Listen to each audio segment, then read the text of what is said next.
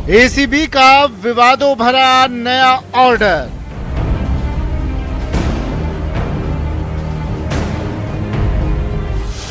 घूसखोरी के आरोपियों की पहचान नहीं बताने का है ऑर्डर।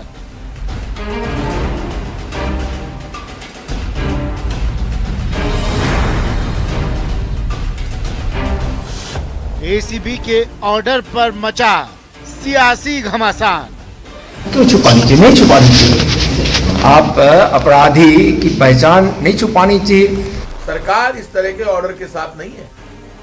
ये ऑर्डर निकाला गया है, ये ऑर्डर बिल्कुल गलत है, क्योंकि आप खुद इस बात को जानते हैं। बीजेपी ने राज्य सरकार को घेरा। इस तरीके के तुगलकी फरमान से तो लगता है कि जो भ्रष्टाचारी, जो अपराधी बेनकाब होना चाहिए, कांग्रेस उनको बापर्दा करना चाहती है। ऐसे केस में भी अगर अभियुक्त का नाम और फोटो ना आएगा तो समाज में उसके प्रति कैसे घृणा पैदा होगी? ये एक तरह से खुले रूप से उन लोगों को अपना है जिन्होंने भ्रष्टाचार का तांडव कर रखा है। सीएम ने आदेश में बदलाव के दिए संकेत। जो डीजी ने फैसला किया उसको आधा बना के उसने खालिद सर्कुलर जारी किया है। इसका मतलब ये नहीं कि हमारा कोई अभियान खत्म हो जाएगा, हमारा अभियान और अधिक मजबूत होगा। भ्रष्टाचार पर सियासत आर पार।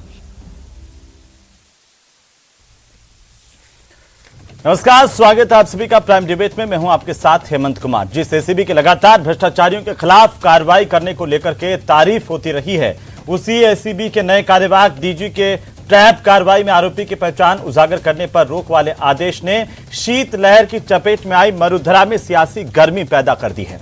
इस आदेश को लेकर जहां सोशल मीडिया से लेकर आम जनता में भी कई तरह की चर्चाएं हैं, तो वहीं विपक्ष ने सरकार के खिलाफ अब मोर्चा खोल दिया है। विपक्ष ने इस ऑर्डर को लेकर के सरकार को सीधे घेरा है। वहीं मुख्यमंत्री अशोक गहलोत ने यह कहा है कि इस आदेश में कुछ भी गलत है तो इसे वापस लिया जा सकता है।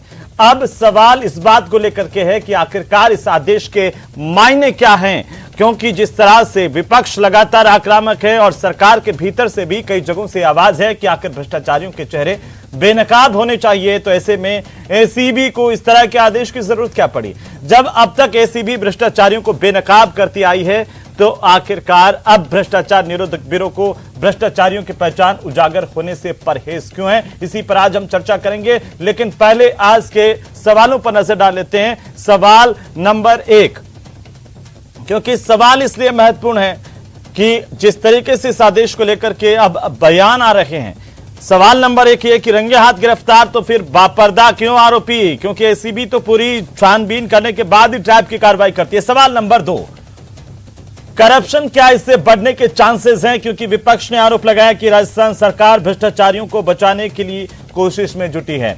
सवाल नंबर 3, करप्शन की लड़ाई के खिलाफ क्या ये लड़ाई अब कमजोर होगी? हालांकि मुख्यमंत्री ने कहा कि और ज्यादा बेहतर तरीके से ये करप्शन के खिलाफ कार्रवाई होगी, लेकिन विपक्ष के गंभीर आरोप है इस पर, और इसी पर आज हम चर्चा करेंगे। हमारे साथ हमारे मेहमान जुड़ चुके हैं। एसीबी के इस नए आदेश ने राजस्थान में नई सियासत को भी जन्म दे दिया है। आज इस पर चर्चा करने के लिए खास पैनल मौजूद है। मैं सबसे पहले आपका परिचय उनसे करवा दूं। आर तिवारी हमारे साथ हैं, कांग्रेस पार्टी के नेता। पुनीत कर्नावट हमारे साथ हैं, भारतीय जनता पार्टी के नेता। योगेंद्र जोशी हमारे साथ हैं, एसीबी के पूर्व अधिकारी के तौर पर, और साथ ही एके जैन हमारे साथ हैं, अधिवक्ता के तौर पर, जो कानूनी बारीकियों से आपको रूबरू करवाएंगे। आप सभी का बहुत स्वागत है। और सबसे पहले टिप्पणी तिवारी साहब आपकी, क्या आखिरकार जो विपक्ष कह रहा है और जो एसीबी इस बात के लिए चर्चाओं में रही है कि भ्रष्टाचारियों के खिलाफ राजस्थान के एसीबी ने एक से बढ़कर एक बड़े ट्रैप किए हैं, बड़ी कार्रवाई की है, उस एसीबी में एक आदेश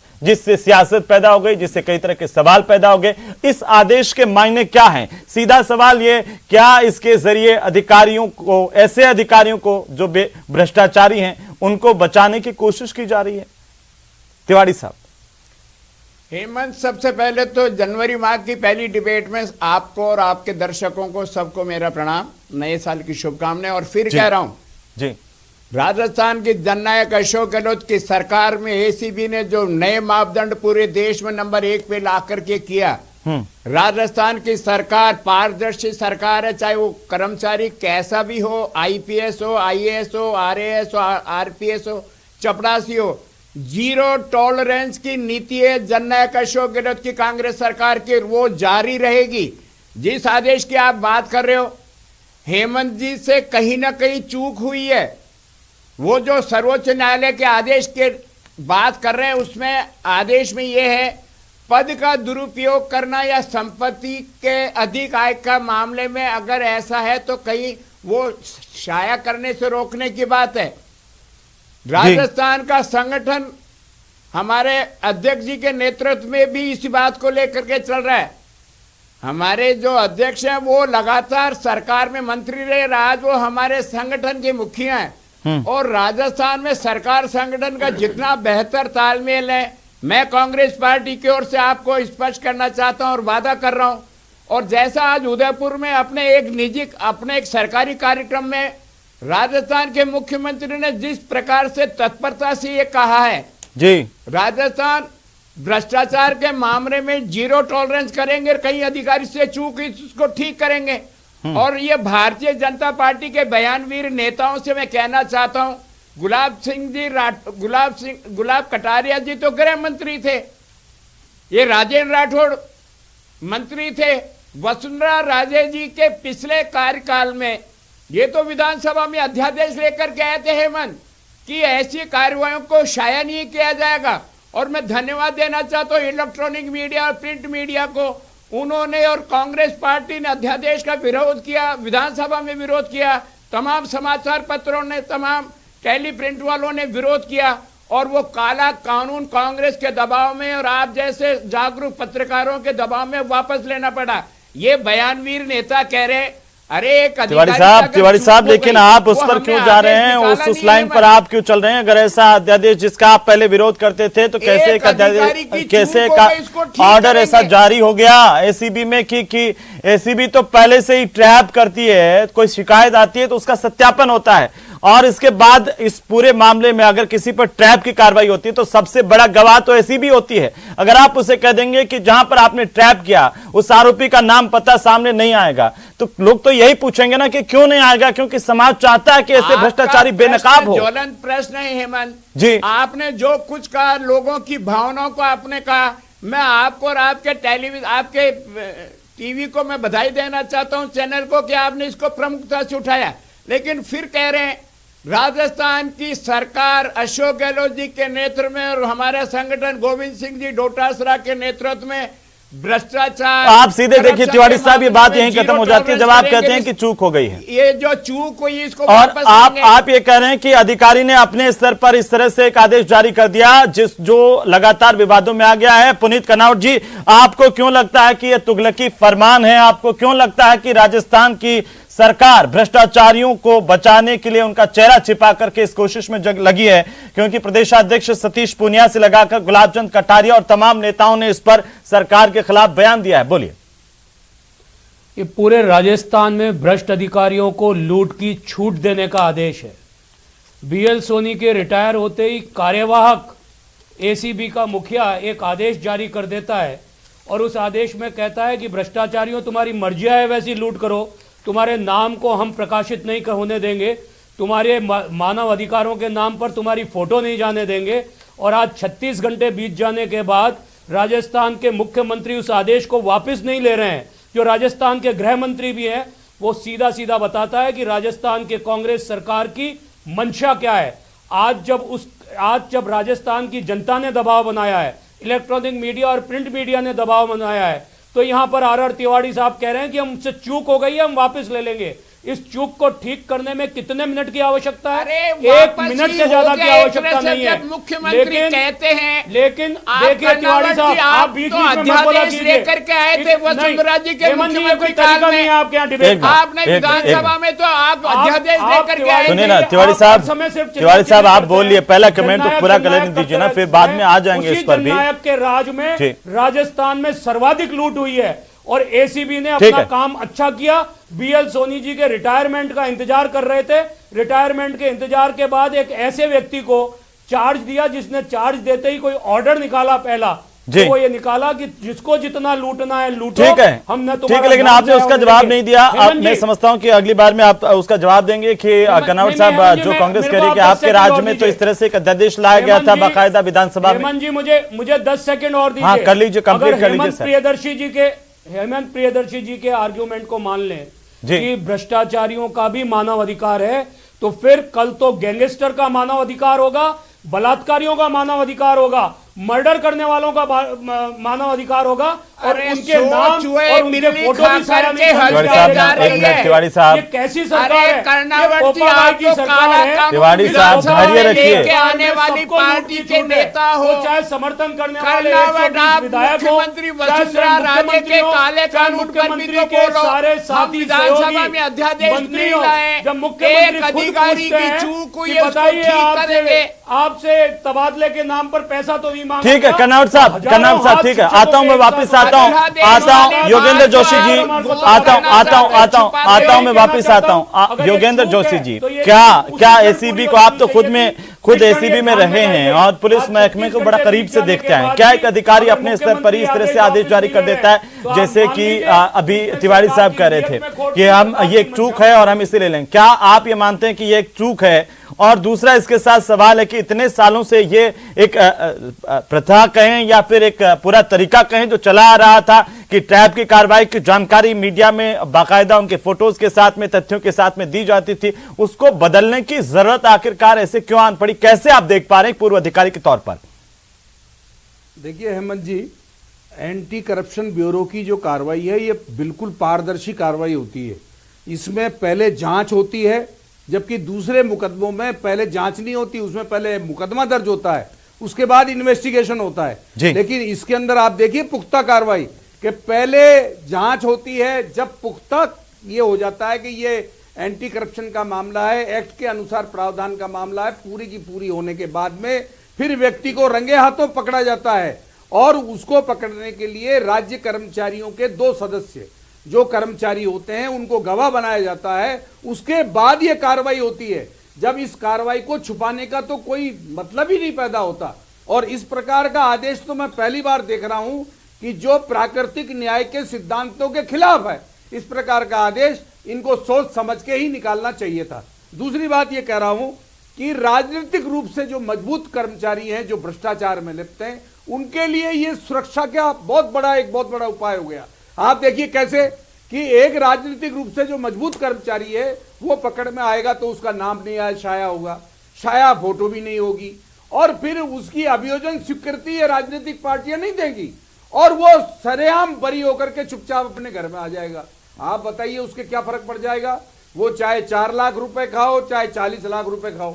मैं ये कहता हूं कि सुप्रीम कोर्ट का ऐसा आदेश जो एंटी करप्शन के बारे में आया हो, मुझे तो जानकारी नहीं है। ये जैन साहब अभी बताएंगे इस बारे में, मैं कानूनी पहलू पर बात करूंगा, लेकिन आप इतना जरूर बताइए जोशी जी, अपराधी तो अपराधी है भाई, आप इतना जरूर बताइए कि इस तरह के आदेश से एसीबी पर क्या असर पड़ेगा?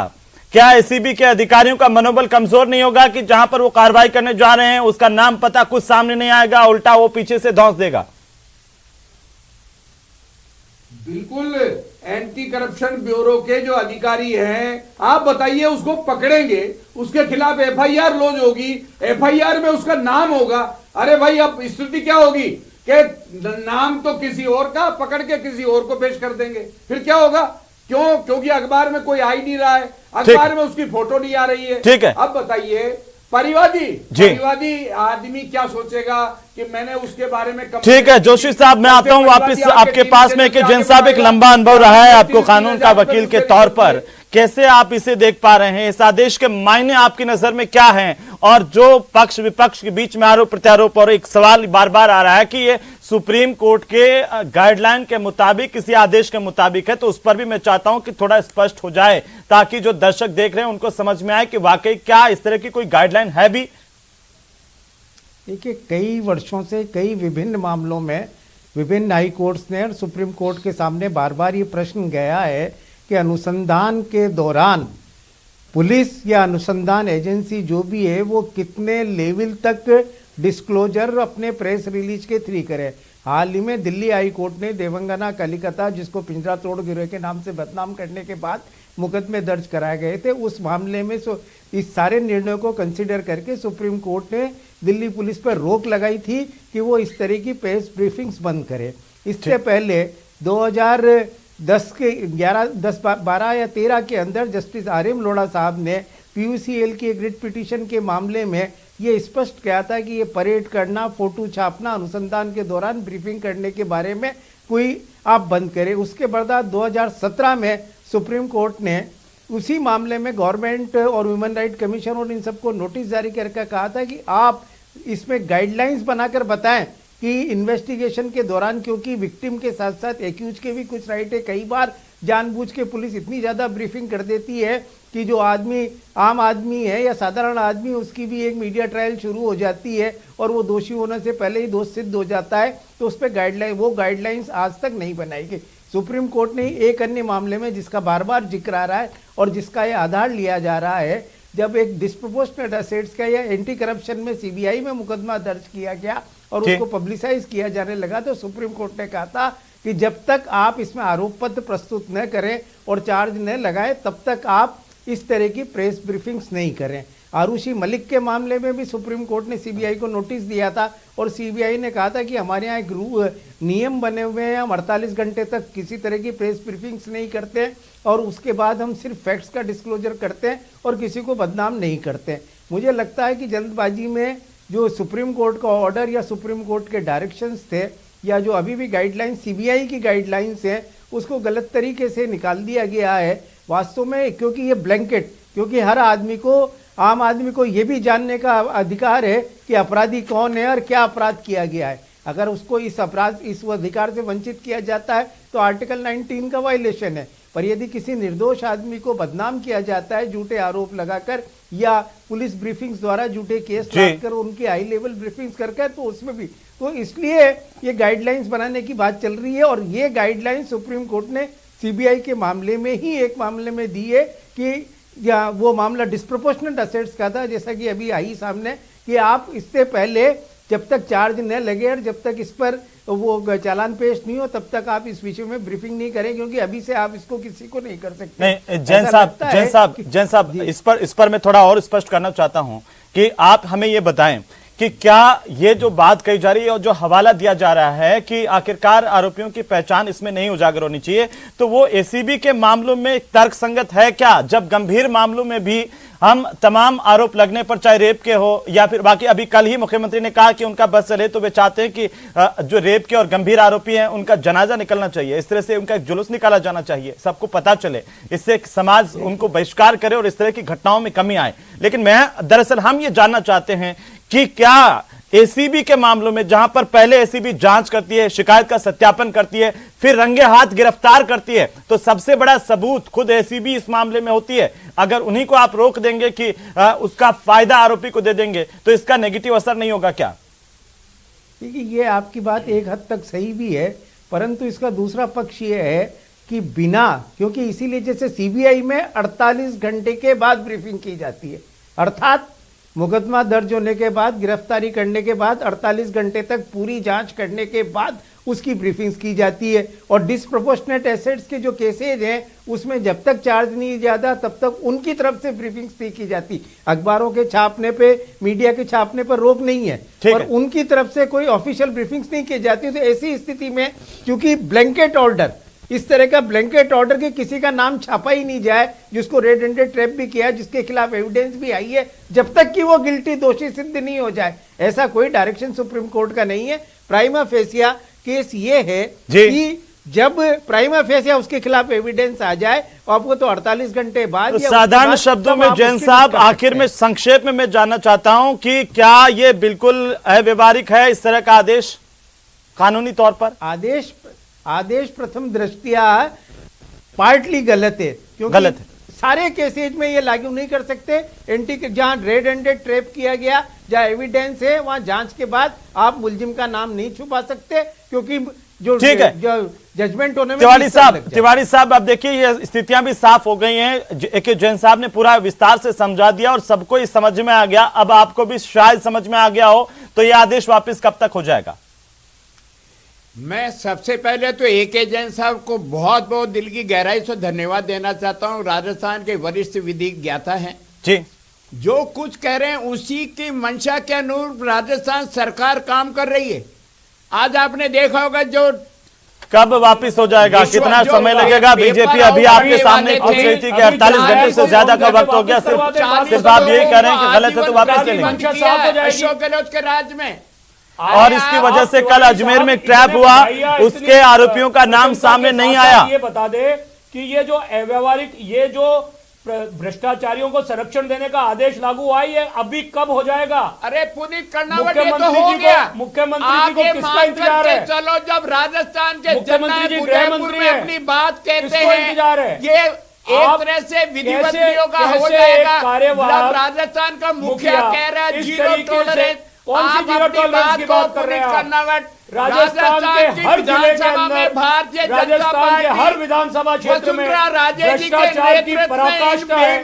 आपके एमएलए लूट में शामिल है, आपके मंत्री। चलो ठीक है पुनीत कन्नौर साहब, जब आप ये सवाल उठा रहे हैं तो वो बार बार आपसे ये सवाल पूछ रहे हैं, आप इसका जवाब देंगे क्या कि विधानसभा में क्या कोई अध्यादेश ऐसा लाया गया था आपके द्वारा पहले, और क्यों नहीं माने कि राजनीतिक तौर पर हर पार्टियां ऐसा करने की कोशिश करती हैं कि उनके लोग एक्सपोज नहीं हो, भ्रष्टाचारी एक्सपोज नहीं हो। जब राज का मुखिया बोलता आप तो राजनीति। ठीक है तिवारी साहब ठीक है, तिवारी साहब तो ये मान चुके हैं कि गलत है, हम वापस ले लेंगे। राज्य का मुखिया भ्रष्टाचारियों के खिलाफ कार्रवाई करने में गंभीर नजर नहीं आता है। ये भ्रष्टाचारियों को संरक्षण देने का काम था, जिसमें बेनकाब हो गए। और जिस प्रिंट मीडिया, जिस इलेक्ट्रॉनिक मीडिया की आप बात कर रहे हैं, उनके दबाव में और राजस्थान की 7 करोड़। ठीक है आप दोनों शांत रहिए, ज्यादा समय नहीं है। सुनिए तिवारी साहब, एक बार शांत रहिए। और एक आखिरी सवाल योगेंद्र जोशी जी, मैं आपसे जानना चाहता हूं। दरअसल आप इस दौर में देखिए, ये लगातार हमारे सामने आया, जैसे बड़ी बड़ी कार्रवाई हुई है, चारों तरफ भ्रष्टाचार बढ़ता जा रहा है। अगर ऐसे में आरोपी को बेपर्दा कर दिया जाएगा, आरोपी की पहचान गुप्त रखी जाएगी, तो क्या एक डर होता है भ्रष्टाचारियों में, उस डर को खत्म करने की कोशिश है ये, वो डर ही खत्म हो जाएगा तो भ्रष्टाचार और बढ़ेगा इस तरह के आदेशों से। जोशी साहब बिल्कुल हेमंत जी, ये इस प्रकार के भ्रष्टाचारियों के लिए ये संजीवनी बूटी का काम करेगा। ये भ्रष्ट कर्मचारियों के लिए संजीवनी बूटी बनेगा ये इस प्रकार का आदेश, कि उनको ये पता लग जाएगा कि हमको पकड़ा जाएगा और हमारा नाम छाया नहीं होगा, हमारी समाज में बदनामी नहीं होगी, हमारे बारे में कोई पहचानेगा नहीं, और हम फिर अभियोजन स्वीकृति। जोशी साहब, पहले से इस तरह के आरोप लगते हैं। देखिए कि अगर किसी का ट्रैप होता है, उसके बावजूद एक ऐसा नियम मौजूद है कि विभाग की स्वीकृति के बिना पहले तो किसी बड़े अधिकारी को ट्रैप नहीं कर सकते हैं। अब ये भी सामने आया था पिछले दिनों। इसके अलावा विभागीय स्वीकृति के बिना उसके खिलाफ जांच आगे नहीं बढ़ेगी, ये भी एक संरक्षण के तौर पर आप देखते हैं। हाँ बिल्कुल। ये जो राज्य कर्मचारी हो चाहे केंद्र के कर्मचारी हो, इनको बचाने के लिए और भ्रष्टाचार को बढ़ावा देने के लिए, आप देखिए इससे कितना मनोबल बढ़ गया। ठीक है AK जैन साहब, बिल्कुल आखिरी कमेंट मैं चाहता हूं। AK जैन साहब, बिल्कुल एक संक्षेप में आखिरी कमेंट, क्या अगर इस तरह का आदेश है, उसको अदालत में भी कोई चुनौती दी जा सकती है कि आखिरकार ऐसा नहीं होना चाहिए? अगर देखिए पारदर्शिता की अगर हम बात करते हैं, समानता की बात करते हैं, तो सभी केसेस में ऐसा होना चाहिए। फिर देखिए, निश्चित रूप से आपकी बात सही है कि अगर यदि कोई एक केस में ये माना जाए कि इसमें नाम डिस्क्लोज नहीं किए जाएंगे, वो भी भ्रष्टाचार जैसे मामले में, तो कल से जो बड़े क्रिमिनल हैं, बड़े ऑफेंसेज में लोग हैं, या मर्डर या डेकोइटी के लोग भी इसी तरीके की मांग करेंगे, क्योंकि उनमें इनकी जो क्रिमिनल की स्थिति है उसमें कोई फर्क नहीं रह जाता। तो ऐसी स्थिति में जहां अपेरेंटली प्रथम दृष्टया एविडेंस आ चुकी है, 48 घंटे की जांच के बाद पर्याप्त एविडेंस मिल चुकी है, ऐसे मामले में मुलजिम का नाम छिपाने का कहीं औचित्य नहीं है। नाम छिपाया जाता है विक्टिम्स का, महिलाओं का या बच्चों का नाम छिपाने के बारे में, जिसपे बॉम्बे हाईकोर्ट के डायरेक्शंस भी हैं, कई जजमेंट्स भी इस पॉइंट पे। परंतु सामान्यतः है इस तरह के मामलों में जहाँ रेड हैंडेड ट्रेप किया गया हो वहां नाम छुपाने की आवश्यकता नहीं है। बहुत शुक्रिया आप सभी का इस चर्चा में शामिल होने के लिए। और कुल मिलाकर के अब इस बात को लेकर के जहां पार्टी की ओर से भी और सरकार के भीतर से भी ये मान लिया गया है कि कहीं ये चूक है, लेकिन सवाल इस बात को लेकर के है कि अगर ये वाकई चूक है तो इसे सरकार वापस आखिरकार इस तरह के ऑर्डर को कब लेगी, इस तरह के आदेश को कब लेगी, और क्या इससे एसीबी के अधिकारियों के मनोबल पर असर नहीं पड़ेगा? क्या इससे उन भ्रष्टाचारियों के हौसले बुलंद नहीं होंगे जिनको सिर्फ एक डर ये तो होता ही है सजा के साथ साथ कि आखिरकार समाज में वो बदनाम होंगे? इसकी वजह से भ्रष्टाचार बढ़ भी सकता है, लेकिन इसे सोचने की जरूरत है। नमस्कार।